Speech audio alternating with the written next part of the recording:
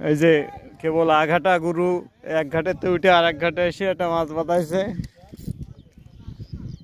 এর আগের মাছও ছুট হয়েছে,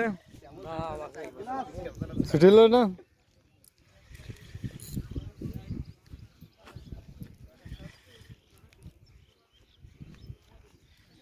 ও বাল পাকা রুই, মাল নাই। ছোট।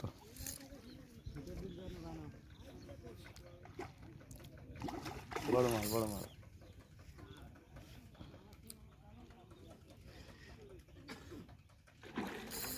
না মনে আসছে যে মাছ উনি একাই খেলাতে পারে।